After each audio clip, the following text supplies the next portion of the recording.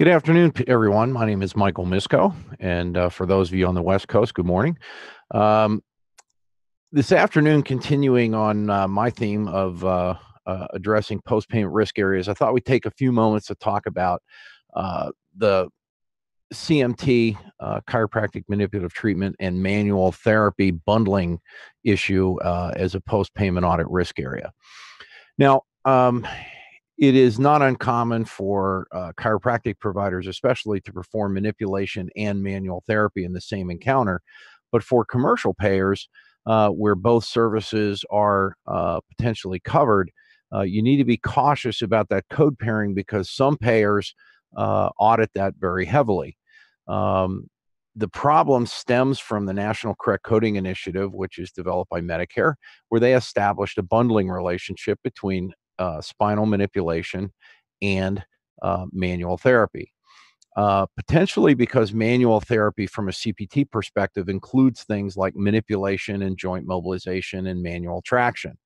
It also includes soft tissue mobilization as well and lymphatic drainage. Those two things you wouldn't normally think would bundle, but because all of these different aspects of manual therapy are part of the same code, CPT 97140, some payers have taken the position, even expressly in their medical policies, that they will never pay manual therapy in addition to manipulation.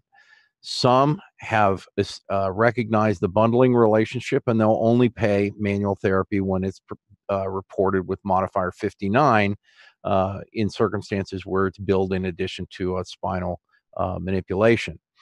Other payers have no policy at all, but nonetheless have edits in their system where they will only pay manual therapy if it is accompanied with modifier 59. So the issue becomes not simply, well, to get paid for manual therapy, I need to put modifier 59 on it, but it's to look at what does modifier 59 mean. We're going to talk about it from the CCI perspective and then talk about some common payer permutations of that specific to this code pairing.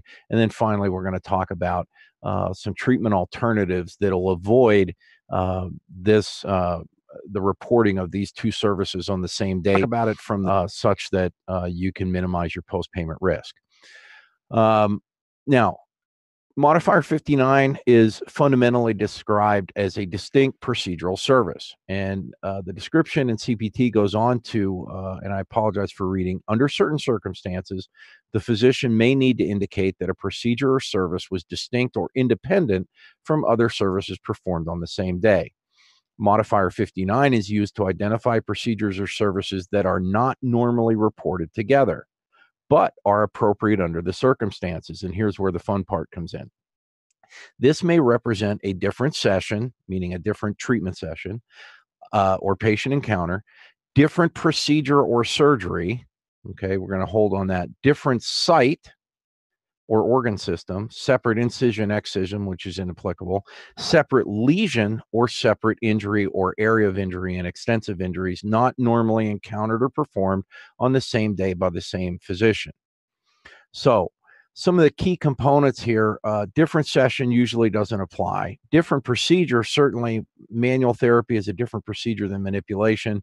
Different site, when you talk about anatomic site, that is pretty easy to substantiate. Separate lesion, manipulation usually is for non-allopathic lesions in the spine, where manual therapy, if it's directed to soft tissues, is for separate lesions or areas of hypertonicity and things of that nature. So from a hypertechnical definition perspective, when you're doing manipulation of the spine and then you're performing off the spine manual therapy, soft tissue techniques to address not only different structures, but that have different diagnosable conditions than manipulation, it becomes fairly simple to support modifier 59 in addition to a CMT technically.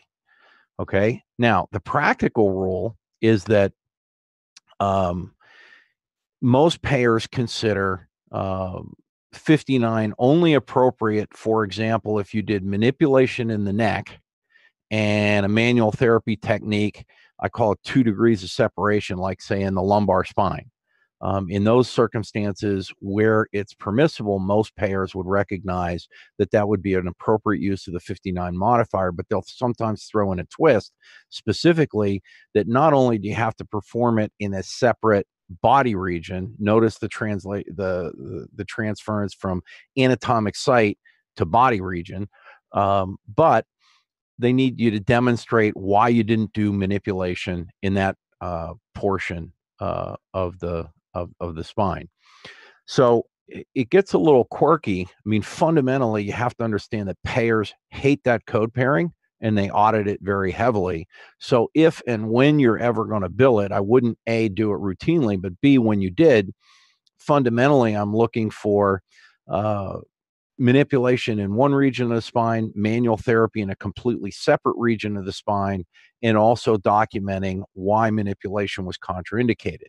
So let's say, for example, you did cervical manipulation, but because of a potential disc, you elected to do a manual traction technique without articular adjustment in the lumbar spine. Okay, that would be justifiable. When you're in the soft tissues, if the soft tissues, you think, I call it zip code analysis, but let's say you're manipulating the cervical spine, all the soft tissues that either attach to or near to, like for example, the entire trapezius, all the shoulder musculature that attaches near the cervical spine. If you're doing soft tissue work in those, they'll usually bundle it, even though under the technical definition, I can justify that that's performed at a separate anatomic site and 59 modifiers should be allowed. Now, you have to be very careful to watch payer policies here. For example, I'm from Pennsylvania. Our Blue Cross carrier Highmark has a manual therapy bundling policy, but they restrict it to joint mobilization. And arguably, it would make sense if they also included manual traction. And the theory is this: if you were doing manipulation of, say, C1 or C2, and then you were doing joint mobilization or manual traction of C4 5, assuming that was the mobilization is possible. I don't know if you could target your manual traction that well, but assuming that you could, well, then even under the CCI rule, that's in the same spinal region, same anatomic region. They're contiguous structures, and therefore the bundling rule makes sense. When you get off the spine in the soft tissues, the bundling rule doesn't make sense unless the payer changes from the anatomic site analysis to the body region. Even if they say spinal region, we can beat them up, but because the spinal regions, of course, are cervical, thoracic, lumbar, sacral, pelvic, cervical, including the atlanto-occipital joint, thoracic, which includes costovertebral and costotransverse, lumbar, sacral, which is LS, and pelvic, which is SI. So, the idea that you would be doing manipulation and either manual traction and joint mobilization in the same region, while you might, I think most docs would understand and accept the bundling in that circumstance, but doctors rightly believe that they should be able to bill manual therapy. Let's say you're doing manual therapy techniques to deal with hypertonicity. Well, that's a separate condition than you're treating with manipulation in the spine. It should be billable separately, but you just have to understand that payers hate it. They audit it. They usually deny it. It's a big gunfight to get it unwound.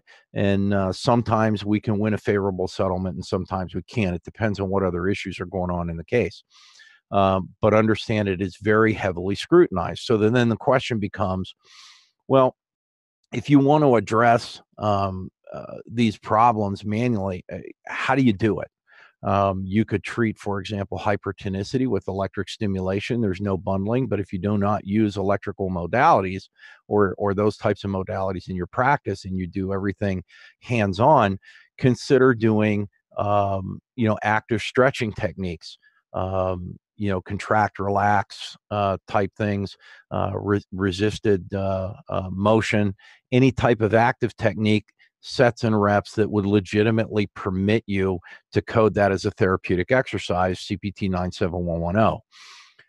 That code, in addition to CMT, has no bundling relationship at all. And if your documentation is clear, be cautious about documenting PIR, PNF, because those are sometimes misnomered versions of manual trigger point therapy.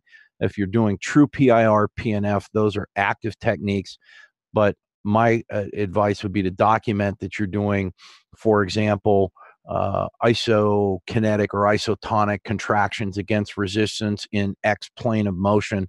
Let's say you're doing a neck or a shoulder or whatever. Document the body region that's moving, what plane of motion it's moving in, the type of resistance you're applying, sets and reps. The one-on-one contact is pretty much obvious, but I would go ahead and say with one-on-one contact by Dr. So-and-so and for X minutes, and then bill CPT 97110, and you avoid this whole bundling issue, number one, and number two, you avoid the code pairing that many payers look for that lead to post-payment audit. I'd love to I could spend easily an hour of time on this 59 modifier issue. Unfortunately, we don't have that long and we're just about out of time. But be careful to look at your payer policies specifically, because they differ from payer to payer, even from blue carrier to blue carrier. They differ. Aetna has a policy. Cigna, most of the major carriers do. United Healthcare through Optum, they look with askance on that particular code pairing, but it's probably the number one reason that providers get audited, especially where you're billing like 98941 and you're chewing up the majority of the spine. The question is, where are you doing manual therapy that it's in a different body region?